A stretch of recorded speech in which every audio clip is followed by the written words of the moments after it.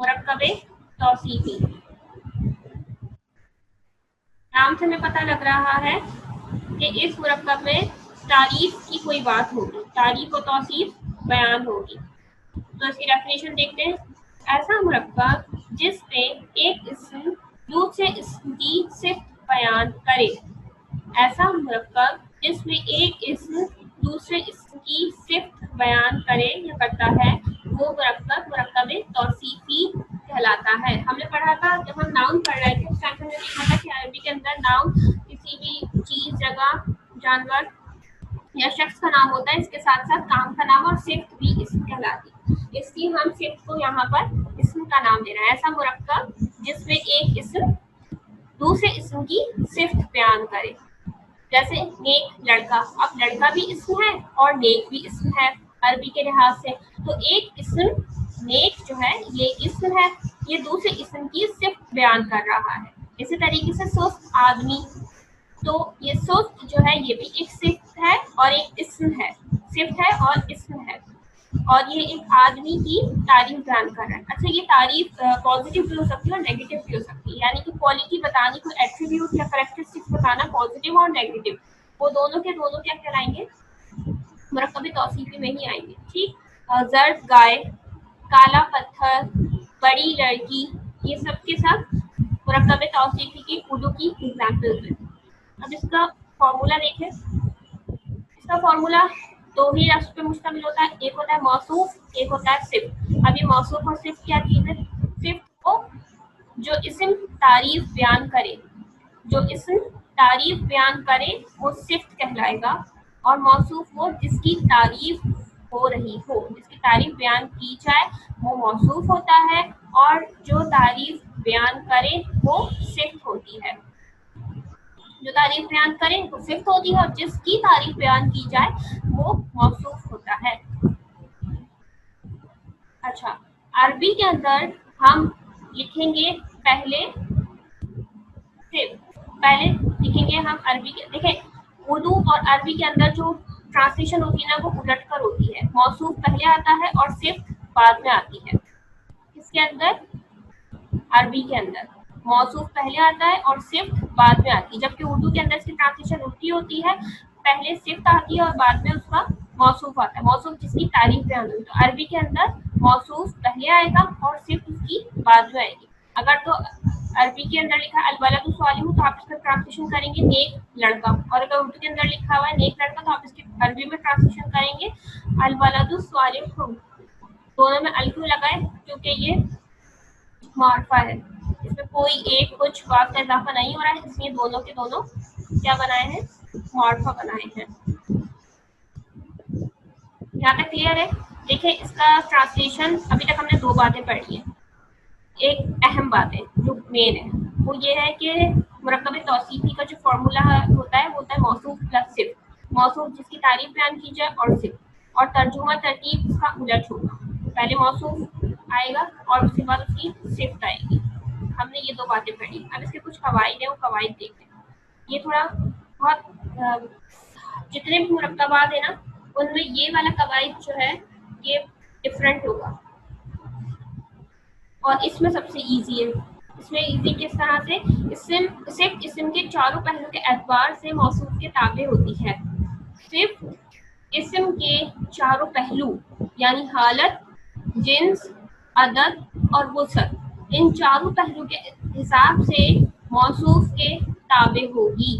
यानी कि क्या मतलब हुआ कि मौसूफ अगर हालत रफ़ा में है तो सिफ्त भी हालत रफ़ा में होगी।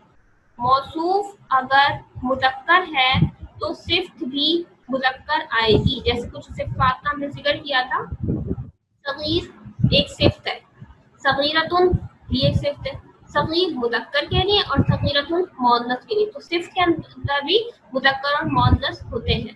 तो ठीक, अब ये देखिए अदद, मौसूफ अगर वाहिद होगा तो सिफ्त भी वाहिद आएगी, अगर मौसूफ तस्निया होगा तो सिफ्त भी तस्निया आएगी, और अगर मौसूफ जमा होगा तो सिफ्त भी जमा आएगी। और उसके बाद वसअत, अगर मौसूफ मुअर्रफा होगा तो सिफ्त भी मुअर्रफा आएगी, अगर मौसूफ नकरा होगा तो सिफ्त भी नकरा आएगी। तो सिर्फ इसम के चारों पहलुओं के एतबार से मौसूफ के ताबे होती है, हालत में भी, जिन्स में भी, अदद में भी और वसअत में भी। चारों पहलुओं के हिसाब से वो उसके ताबे होगी। तर्जुमा करते वक्त मॉर्फ और नफरत ख्याल रखेंगे। देखिए यहाँ पर एक एग्जाम्पल है, इसको हम कंपेयर कर रहे हैं अभी इन चारों पहलुओं से। देखें इसकी हालत क्या है, रफा है, नसब है या जर है। पूना का साउंड आ रहा है, ये सबसे पहले तो ये हमें नजर आ रहा है कि ये अच्छा, इसको हम इस तरतीब से नहीं कर रहे हैं एनालाइज, इसको हम जो हमें समझ में आ रहा है ना उसको देख के उससे हम करें। देखिए सबसे पहले तो हमें नजर आ रहा है इसका अदद में ये जमा है, मुस्लिमूना जमा है, इसीलिए सालिहूना भी जमा है, सालिहूना जमा है इसलिए मुस्लिमूना भी जमा है। ऊना का साउंड आ रहा है, इसका मतलब ये जमा है। तो अदद के लिहाज से हमने इसको कंपेयर किया तो दोनों के दोनों क्या है, जमा है।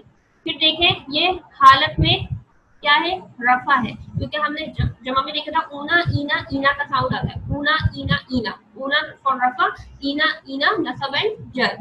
तो ये हालत रफा में है, सालिहूना हालत रफा में है, तो मुस्लिमूना भी हालत रफा में है।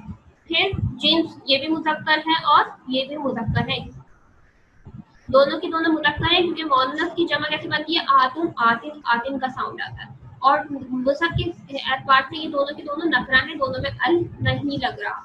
तो इसका तर्जुमा ट्रांसलेशन आप उल्टा करेंगे, और इसमें के नकरा है तो कोई कुछ एक बात का इजाफा करेंगे, कुछ हमने लगाया, इसका ट्रांसलेशन पहले करेंगे नेक और मुसलमान, कुछ नेक मुसलमान, कुछ नेक मुसलमान। अगर अच्छा ये हमने कोई कुछ एक का जो तर्जुमा करेंगे वो जमा को शो कर रहा है। अगर हम यहाँ लिख दे दी, अगर ये एक होता मुस्लिम सालिहुन होता तो मैं इसकी ट्रांसलेशन कैसे करती, एक नेक मुसलमान, लेकिन क्योंकि जमा है तो मैंने इसकी ट्रांसलेशन की कुछ नेक मुसलमान, एक से ज्यादा की बात हो रही है, ठीक है। और अगर होता मुस्लिमानी सालिहानी तो हो जाता दो नेक मुसलमान, कोई दो नेक मुसलमान, इसकी ट्रांसलेशन होती अगर ये होता मुस्लिमानी सालिहानी, इसकी ट्रांसलेशन होती कोई दो नेक मुसलमान। अब इसकी ट्रांसलेशन है कुछ नेक मुसलमान, और ये कुछ डिफाइन कर रहा है यहाँ पे कि ये जमा में है, इसकी ट्रांसलेशन हम जमा में कर रहे हैं। अब ये वोकैबुलरी ये कुछ ये आप देख लें, सैयारतुल मोटर को भी कहते हैं और गाड़ी को भी कहते हैं, ये हमने पहले भी पढ़ी है। और हुकुन एक और मिस्टेक राग पे सुकून आएगा,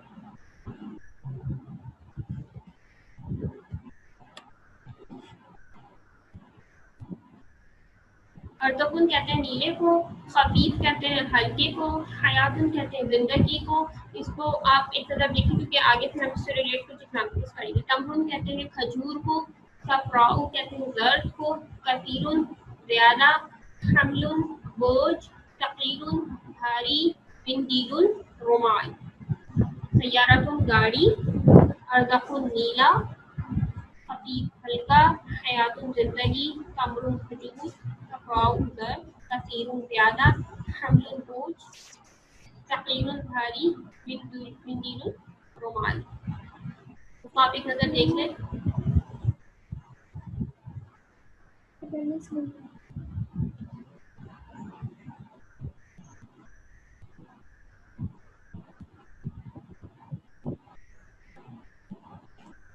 अच्छा इसको हम नोट से देखेंगे इस टॉपिक को। अब देखें यहाँ पे मश्क हमें करनी है। अल कुरानुल हकीमु, इसका ट्रांसलेशन अब बताइए, चैट बॉक्स में बता दीजिए। अल कुरानुल हकीमु ट्रांसलेशन इसकी उल्टी होगी, पहले सिफ्त आएगी और उसके बाद मौसूफ। उर्दू के अंदर पहले सिफ्त आएगी बाद में मौसूफ, जबकि अरबी के अंदर पहले मौसूफ आता है और बाद में सिफ्त आती है। तो इसकी ट्रांसलेशन करके वक्त आप लोग इस नकरा मार्फा का ख्याल रखिएगा। जी बिल्कुल, ये काम सा मिला बिल्कुल ठीक है।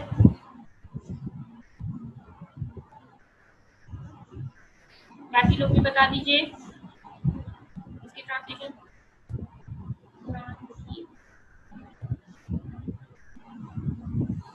जी सिस्टर, आपने थोड़ा लेट ज्वाइन किया था। मैंने ये बताया था कि इसकी जो ट्रांसलेशन करेंगे ना वो हम उलट कर करेंगे। पहले हकीम की ट्रांसलेशन होगी, बाद में कुरान की ट्रांसलेशन होगी। पहले ट्रांसलेशन हम हकीम की करेंगे, बाद में हम कुरान की करेंगे। तो आप दोबारा तर्जुमा कीजिए। आपने तर्जुमा ठीक नहीं किया, ऑर्डर उसका उलट कर दीजिए।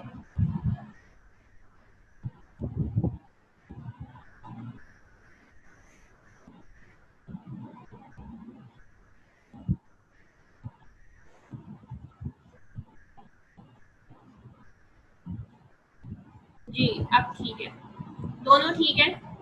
सेकंड वन ज़्यादा बेहतर है। अब ठीक है, बाकी लोग भी इसका आंसर दीजिए ताकि मुझे पता लगे कि आप लोगों को समझ में आ रहा है नहीं आ रहा।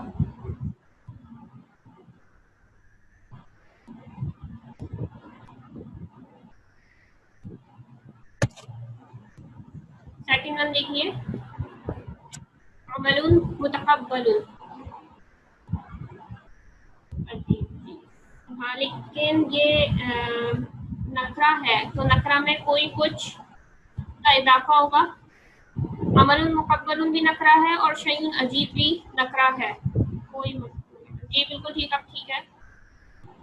जी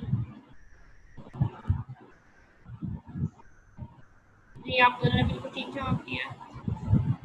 अरे, आपने भी ठीक किया है। जी जी बिल्कुल ठीक। और ये थर्ड वन, बकरतुन सफ़राउ। बकरतुन सफ़राउ, बकरा कहते हैं गाय को, सफ़राउ कहते हैं जर्द को।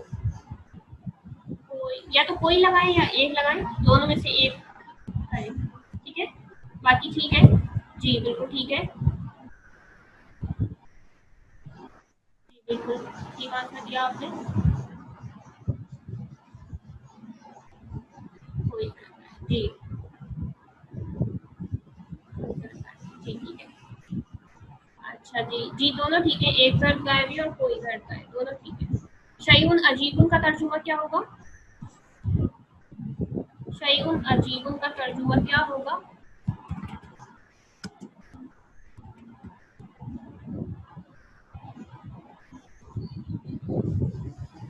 सफ़राउ से तस्दीक आएगी या ऐसे ही होगा? ये सफ़राउ जो है ना, ये गैर मुनसरिफ है, और गैर मुनसरिफ की हालत रफ़ा में तनवीन नहीं आती, लेकिन है ये हालत रफ़ा में। अभी हमने देखा था कि दोनों की हालत क्या होगी, सेम होगी। सिर्फ जो है वो मौसूफ के ताबे होगा चारों पहलू में। तो सफ़राउ हालत रफ़ा में ही है और इसके ऊपर एक पेश इसलिए क्योंकि ये गैर मुनसरिफ है, जबकि बकरतुन मुनसरिफ है इसलिए इसके ऊपर दो पेश है, लेकिन है दोनों हालत रफ़ा में ही। ठीक जी बिल्कुल, एक अजीब शय कोई अजीब शय, दोनों आंसर बिल्कुल ठीक है। अजीब चीज, अजीब के साथ कोई भी लगा जी। अब ठीक है, क्या है आपसे दोबारा कर दूंगा। और मिंदीरुन अलबुकुल, फिर मिस्टेक है।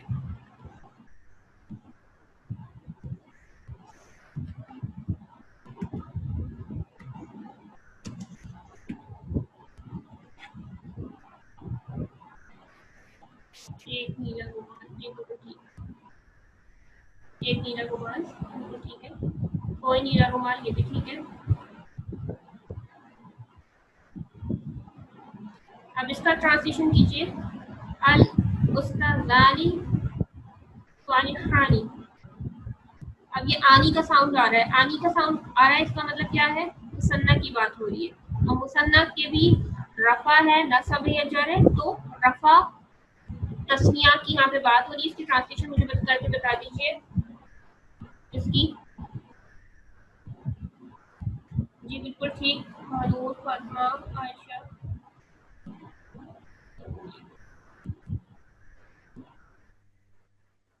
जी बिल्कुल ठीक ट्रांसलेशन की है आप सबने, माशाल्लाह माशाल्लाह। तो नेक उस्ताद।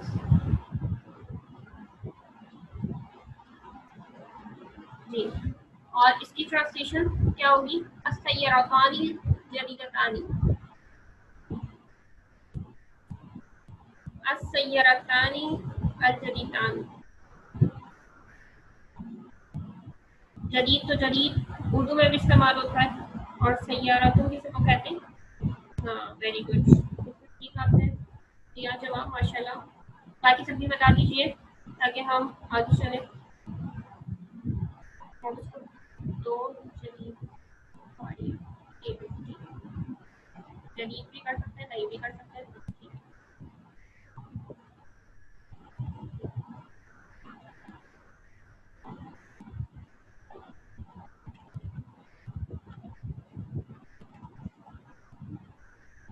जी बिल्कुल ठीक। अब इसको हम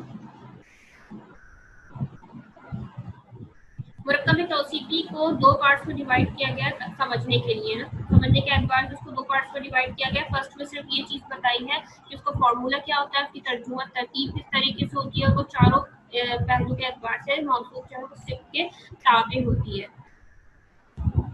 और सिर्फ जो है वो मौसूफ के ताबे होता है। अब इसको हम देख लेते हैं नोट्स में से, ठीक इसी टॉपिक को हम चेक कर लेते हैं नोट्स में से। हमारे पास टाइम बहुत शॉर्ट है, मैं जल्दी से खोल लेती हूँ नोट्स भी।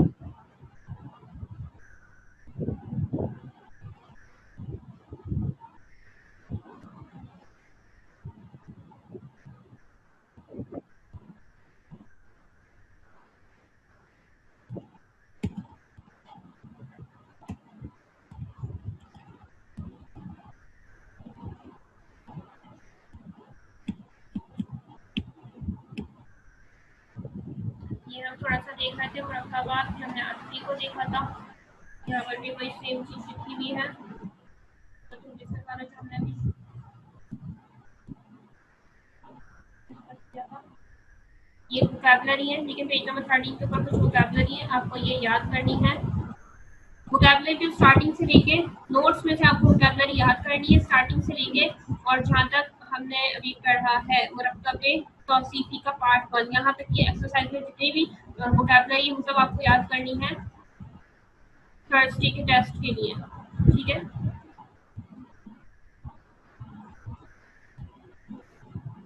अच्छा, यहाँ पे उसकी कुछ पुरानी मिसालें भी हैं।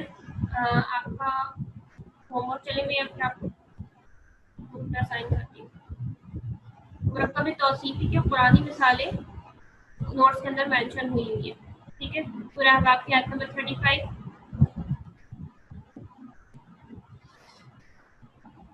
सूरह हदीद की आयत नंबर 3। आप लोगों का होमवर्क ये है, लेकिन ये होमवर्क आपको सबमिट करवाना है संडे तक। ये तमाम पुरानी मिसालें जो है इनकी मीनिंग आपको सर्च करके लिखनी है। एक पेपर के ऊपर पहले आप अरबी राइट कीजिए, और उसके नीचे उसकी आप मीनिंग लिखिए, और उस मीनिंग को फिर याद भी कीजिए।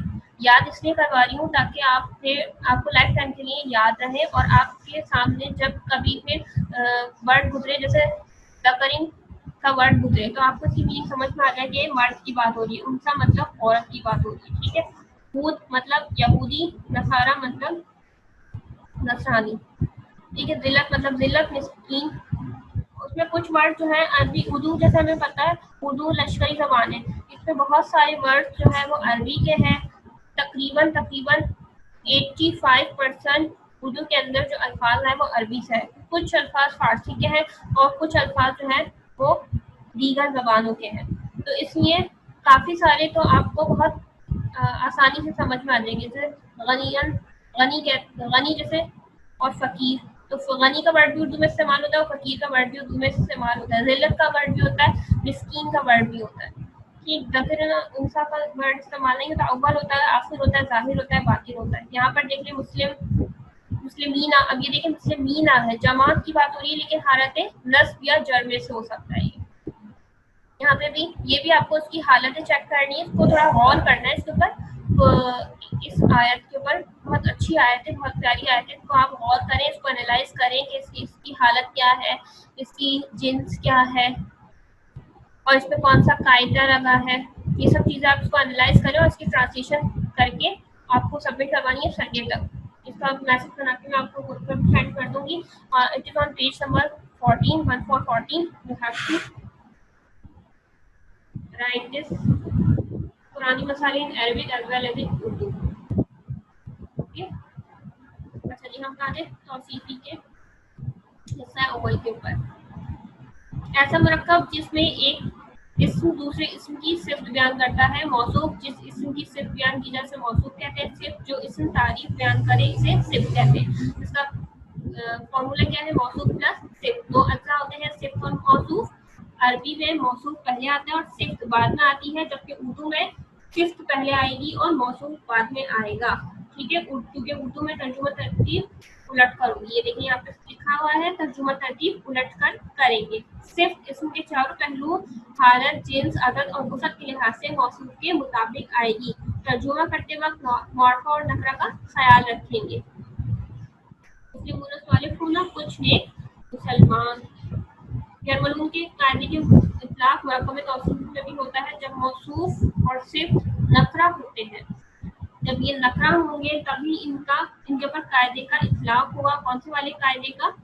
जो जर्मन वाला कायदा है। इसमें आप लोग परेशान नहीं, जर्मन वाले कायदे के ऊपर ये हम पढ़ते पढ़ते समझ जाएंगे किसको किसके साथ इत्माम करना, किसको किसके साथ इत्माम नहीं करना। अच्छा, यहाँ पे एग्जाम्पल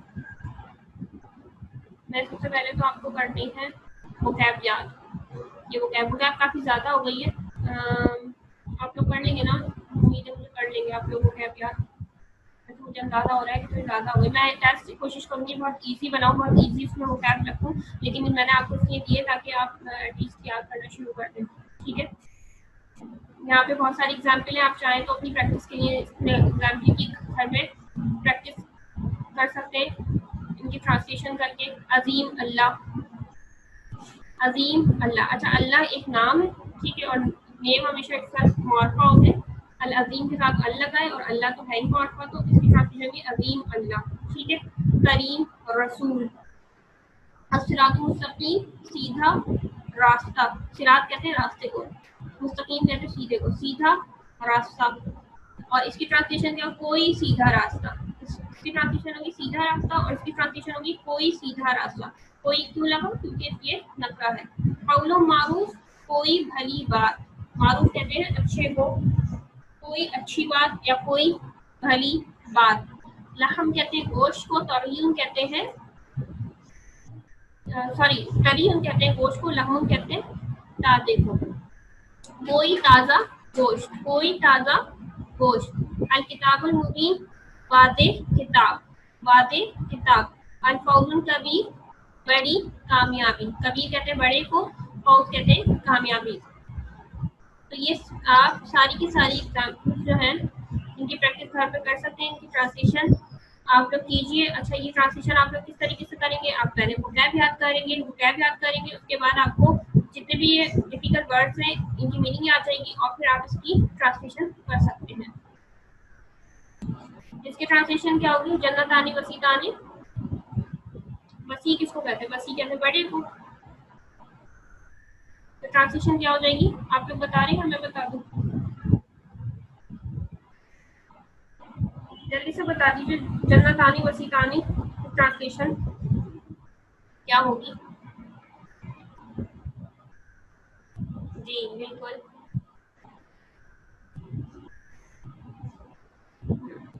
अच्छा, जन्नत कहते हैं वैसे तो बाग को, ठीक है, तो आप बाग वाला तर्जुमा करें।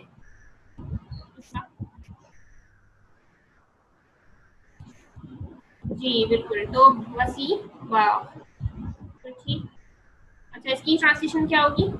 दरसानी तबीलानी, दरसानी तबीलानी। तवील, तवील को ही कहते हैं, लंबे को कहते हैं दरसानी तबीलानी। दो को शादाबाद, ये भी ठीक है, बहुत प्यारा ट्रांसलेशन की है हमारी सिस्टर ने, बहुत प्यारी ट्रांसलेशन। इसकी मीनिंग जल्दी से बता दीजिए, दरसानी तबीलानी।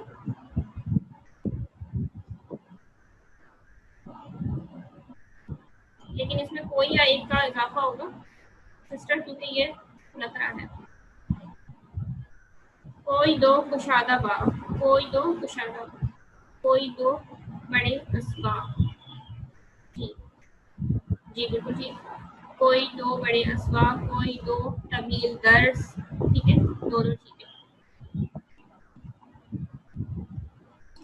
काफी हद तक आप लोगों को आ गया है।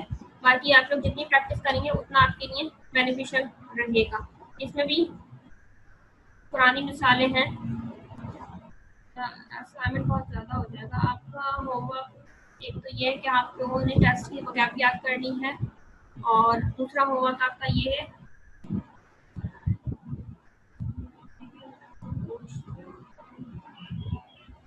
जी जी।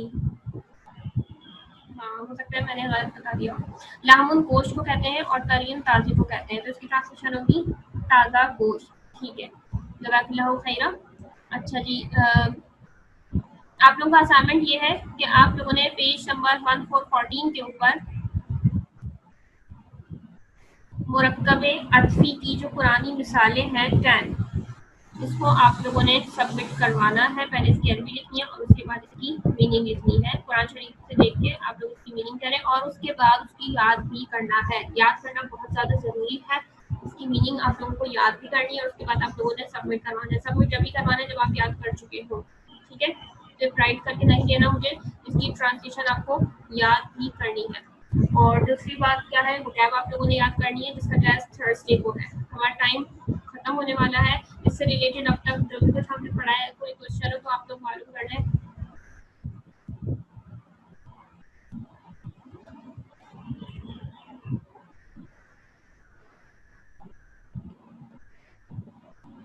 कोई क्वेश्चन हो अब तक के लेक्चर से रिलेटेड तो आप लोग मालूम कर लें।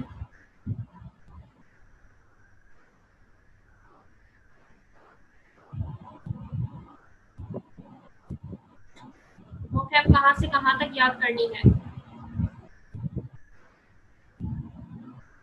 स्टार्टिंग से लेके तौसीफी के हिस्सा अव्वल तक।